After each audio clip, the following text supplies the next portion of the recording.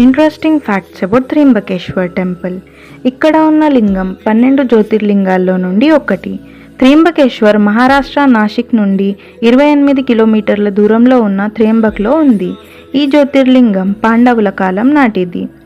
త్ర్యంబకేశ్వర్ని గోదావరి జన్మస్థలంగా పిలుస్తారు.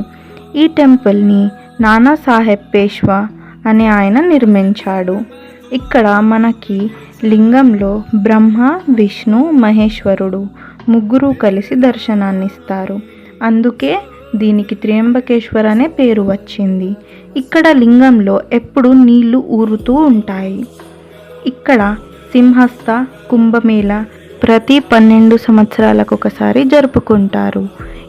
ఇప్పుడు 2027వ సంవత్సరంలో మళ్ళీ కుంభమేళ జరుగుతుంది.